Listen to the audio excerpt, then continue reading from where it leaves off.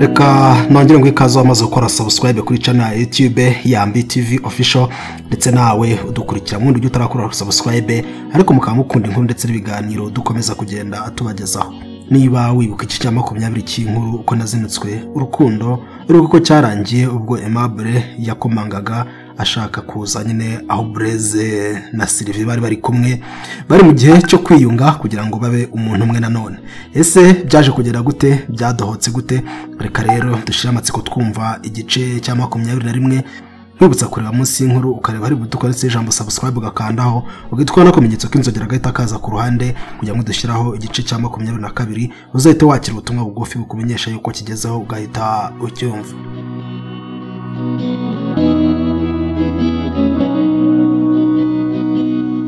Ndacyari Blaise baganira isanganya nakubitanya nayo mu rukundo kubera amashagaga y'ishashi bigusaba kwitonda ngo yikame. Uramutse uzanye huti mbese uhubagurika yagutikura umugero kabandagara nk'igiriye. No mu rukundo bisaba kwitonda rero, amakosa abamo ni menshi kandi ntabwo ariko hanishwa gatanya.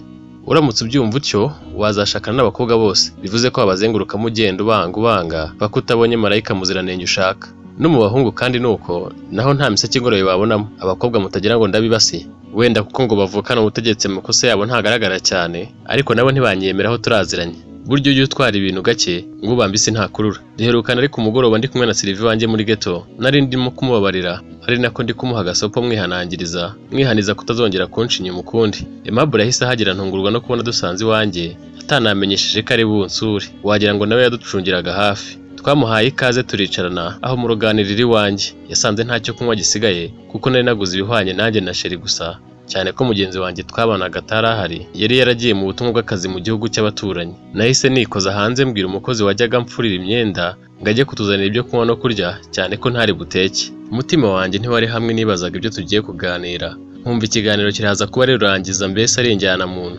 Mu gihe nari nkiri hanze Sylvie ntiyashakaga kugira icyo avugana na Aimable uwahoze ari umwami w'umutima we bakibyiruka kera, ariko nyine byari kera ubu zari zarahinduye imirishyo.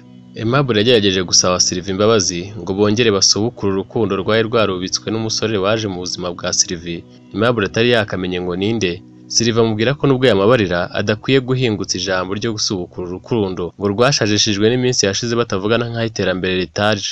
Aimable ntiyavugaga byinshi, gusa yamubajije icyo apfana nanjye. Ninjira Sylvie ntacyo aramusubiza kuri icyo kibazo. Narinjiye mbaza Aimable amakuru y'iminsi, ataragira icyo ansubiza ahita apfukama hasi ansaba imbabazi z'ibyo nasanze arimo we na Sylvie. Namubwiye guhaguruka kuko nta mugabo ukwiye gusaba imbabazi apfukamiye undi, ariko nyine uwo mutima mwiza udasanzwe nawe uterwaga nuko twari tumaze kwiyunganya na Sylvie. Yanshimiye ko ntashimye ko apfukama, mubwira ko we ntamurakariye kuko nta sezerano ryo kutanca inyuma nari narigeze ngirana nawe. Ambaza rero impamvu ntamufataga inshuro nyinshi yageragezaga kumpamagara. Namubwiye ko ntashakaga kuvugana n'ufite aho ahuriye na Sylvie, noneho we wari umaze gukorana nawe binshengura umutima. Namubwiye ko kandi ntumvaga neza ukuntu bishoboka ko Sylvie yaba ari we mukobwa yajyaga ambwira ko turi mahanga ko yamubikiye urukundo. Mubwira ko ntabashije kwakira ukuntu ari njye nawe naratwaye umukobwa watumye wirinda ukihagararaho ukamutegereza bene kari akageni. Ariko kandi mbabazwa nuko umukobwa nkunda nawe abyemera ndetse tugiye kubana yakwiha undi muhungu.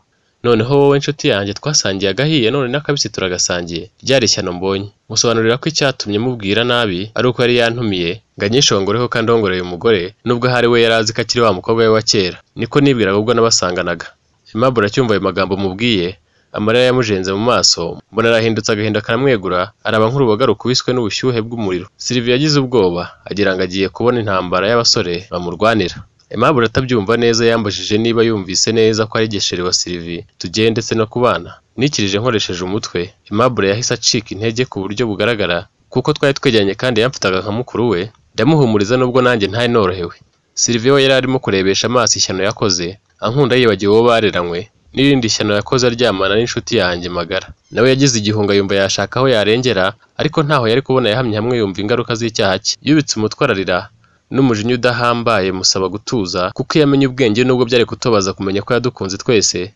Njye sinari kubabara cyane bigezaho. Nabwiye Aimable ko turi abagabo kandi tugomba guhangana n'ikibazo cyose kidusatiriye. Mwibutsa urugamba rwo kudakunda tukiri mu mahanga twatsinze, mwibutsa n'urundi rwo kwirinda indayambi z'i Burayi twatsinze. Mubwira ko nubwo rwo guhurira ku mukobwa umwe rukomeye, nabwo turamutse twitwaye neza tukararwanana urukundo no kwihangana tukiyoroshya twarutsinsura tukarutsinda nta kabuza. Mwibutsa ko tukiri mu mahanga twasezeranye kuba abavandimwe ko rero ubwo twageze iwacu aribwo tugomba kubugaragaza koko. Nasabye Aimable kugira umutima ukomeye, amwereka icyo tugiye gukora, arikomeza ariko byari bimwe byo kwiyandayanda. Nahise nsaba Sylvie kwitegura gusubiza ibibazo tugiye kumubaza, kandi kagomba kwiyumvamo umutima w'ubunyakuri n'urukundo rutaryarya. Mubaza niba yaradukunze by'ukuri, abanza kwijijisha no kurijinganya, mubwira ko nta na kimwe agomba gutinya kuko twese tuziranye. Naramubwiye nti Aimable si utinya, mwarareranywe ndetse n'ejo bundi mwanyeretse imbaraga z'urukundo mwakundanye, rero nta mpamvu yo kumutinya. Kandi nti nanjye nubwo tutaragera kure, amateka dufitanye nta kwemerera kurya iminwa uvuga ku byacu, rero ugomba kwisanzura ukavuga nta gihunga, ugatekereza kandi ugasubiza ibibazo nk'uko biri mu mutima wawe. Nirindaga kubagamira ku ruhande rwo ari rwo rwose. Nongera kumubaza bwa kabiri niba yaradukunze by'ukuri, adusubiza ko twese dukunze urukundo nyarukundo nubwo yabikoze mu bihe bitandukanye. Amaze gusubiza atyo mbona Aimable asa n'ukangutse, ubanza yaragize amatsiko y'uko ikiganiro kiburangire. Nanjye mu by'ukuri nari mfite amatsiko y'ukuntu ibiganiro birangire, kuko ntabwo nari napanze ko Aimable ari buhagere. Sylvie nawe yibazaga ikindi kibazo gikaze ngiye kumubaza, nahise nongera mpindukirira Sylvie musaba gufata iminota 2 agatekereza ku mateka ye na Aimable, uko bakuranye, uko bakundanye, ibyo baganiraga, aho batemberanaga, ibyo basangiraga, ibyiza muziho ndetse n'ibibi, icyatuma atamureka, icyatuma mureka, atirengagije n'ibyo atamwibagirwaho. Mbese gutekereza kuri byose uhereye aho bamenyaniye kugeza uyu munsi.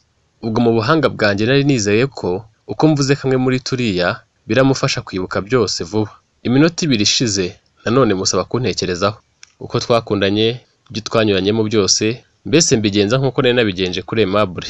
Nizeraga ntashidikanya yuko biraza kumufasha kuntekerezaho no gutekereza kuri Aimable neza, akamenya ingano y'urukundo akunda Aimable n'urwa nkunda. Nabwo namuhaye iminota 2 yo kubitekerezaho. Aimable yari yavuye mu kababaro, mbona ahubwo yatangajwe n'ibibazo n'uburyo ndi gukoresha Sylvie. Yumvaga nsa naho ndi kumuvugira ibintu, nsa naho ndi kumukorera akazi. Ntabwo nari mfite ubwoba bwo kuba Sylvie yaza kutampitamo, kuko uretse kuba nari naramaze kwiyakira, Aimable yari umuvandimwe ku buryo byananshimisha ariwe babanye, kandi numvaga naho ari njye yahitamo. Aimable nubwo bitari kumushimisha kubera imyaka yari yaramaze yaramwishyizemo, nibura atabara cyane nk'uko Sylvie yashaka ahandi atazi. Iyo minota 2 yo gutekereza ku rukundo twakundanye nayo yararangiye, hanyuma basaba kuntega amatwi bombi, maze barayabangura. Nta numwe muri bo watekerezaga icyo ngiye gukurikizaho. Mu by'ukuri nanjye sinabaga nzi neza icyo rakurikiraho, wagira ngo hari uwankoreragamo. Nabatangarije ko uhereye ako kanya kugeza mu minota 10 irakurikiraho, twinjiye mu gihe cy'inzibacyuho. Ni ukuvuga ko urukundo rwari hagati ya Sylvie na Aimable rutaye agaciro, ndetse ko n'urwari hagati yanjye na Sylvie rusheshwe. Mbabwira ko turi batatu muri urwo ruganiriro nta rukundo tugifitanye. Basaba ko ariko babyiyumvamo mu mitima yabo. Hanyuma mbwira Sylvie gufata iminota 10, akitonda agatekereza, agashishoza agashingira kubyo twese tutazi, mwambura telefone ngatagira n'umwe ahamagara ngo amugishe inama. Musaba kumvira icyo umutima nama w'umutegeka. Mubwira ko tugiye kuba twibereye hanze njyewe na Aimable twiganirira nk'abavandimwe, hanyuma iyo minota yashira tukinjira. Akatubwira uwo ahisemo hagati ya Blaise na Aimable. Ndangije mpindukirira Aimable, nawe musaba kunsezeranya ko Sylvie ari buhitemo, undi ativumbura cyangwa ngo ababare cyane nubwo katabura. Ubwo rero Aimable twabyemeranyijweho ko namuhitamo ndihangana nkazababera inshuti y'umuryango, kandi ko nampitamo nawe ari bubifate gutyo. Hanyuma turasohoka. Sylvie asigara mu kizamini akora wenyine, ntawe umuhagarikiye nta naho yakopera. Twasohotse hanze na Aimable dutangira kuganira iby'amakuru y'imahanga, dore ko tutari twarabonye umwanya wo kubiganiraho, cyane ko igihe twari kubivugaho ari kimwe nahuriyemo n'akaga nsanga Aimable na Sylvie barimo kunyoneshereza. Aimable yambwiye ko nubwo twari twamusize ari imahanga wenyine ari Nyakamwe, ngo yahise abona abandi bene gihugu bari baje kwiga muri iyo kaminuza twigagamo. Namubajije ibya wa mukobwa Ernest yakundaga cyane, ambwira ko mperuka inzira muki, ko batandukanye Ernest agitahuka, ko uwo mukobwa yajyaga aza kubaza amakuru ya Ernest akayabura kuko Ernest yari yarahinduye nimero. Aimable yari afite amashyushyu yo kumenya isano iri hagati yanjye na Sylvie ndetse n'ingano y'urukundo dukundana. Mubwira birambuye uko nakundanye na Sylvie mu buryo butangaje, tugakundana bitari bya hafa. Aimable yaguye mu kantu yibaza ukuntu agiye guhanganira umukobwa na mushuti wari we njyewe. Biramuyobera ariko ndamuhumuriza. Mwibutsa za ngamba namubwiye twatsinze tukiri imahanga, mwibutsa yuko kwihangana, gukunda ndetse no gushyira mu gaciro ari bimwe mu byatuma dutsinda urwo rugamba rw'urukundo turimo. Mubwira ko ubwo yabashije kwirinda za ndaya zisamara ziburaye, atabura gutsinda urwa Sylvie duhangayikishije byo kudukura umutima. Nongera kumwibutsa ko dufutanije nk'abavandimwe twamuva mu nzara kuko adutesheje umutwe. Njye nari namaze kwiyakira ko kumubura no kumubona byose ari kimwe, ntabwo rero nabuke nari mfite. Aimable twabyemerejeho twiganirira n'ibindi, maze dukomeza gutegereza iminota 10 Sylvie yahawe ngo yitekerezeho. Mu nzu aho Sylvie yari nayo byari byamucanze, amarira ye yashokaga ku matama ye, yibaza aho yahera yangira urukundo Aimable umuhungu w'agaciro kuva mu buto bwe. Nanone akibaza uko yahakanira urukundo njyewe Blaise wamwumvise ijwi rye gusa nka Sizora akibaza ukuntu yakwirengagiza ubukwe bwacu twateganyaga gukora mu minsi yari imbere, akumva ntibishoboka kugira n'umwe yanga. Ntibyari byoroshye kuko ibitekerezo byamurwaniraga mu mutima. Yari ari mu kizama atazi uburyo ari bugitsinde. Sylvie yumvaga atazi icyo yakora, ntiyari guturumbuka ngo yiruke yahamye hamwe rwose. Iminota twabonye irangiye duhera ko turinjira, dusaba Sylvie kutubwira imyanzuro afatiye mu mwiherero wa wenyine twari twamusizemo. Sylvie yatindiganije kuvuga, ndongera musaba gushishoza agafata icyemezo kiticuzwa. Sylvie yaratowe yavuga ko ari igihe Muhire Blaise ahisemo. Reka nkugure cya 21 cy'inkuru uko nazinutswe urukundo arahakirangiriye. Niba hari amatsiko usigaranye uko byaje kugenda, icyo usabwa gusa ni ukureba munsi y'inkuru ukareba ahari butukura ndetse ijambo subscribe ugakandaho, ugahita ukana akamenyetso k'inzogera gahita kaza ku ruhande kugira ngo dushyiraho igice cya 22 uzahita wakira ubutumwa bugufi ukumenyesha uko kigezeho ugahita ucyumva.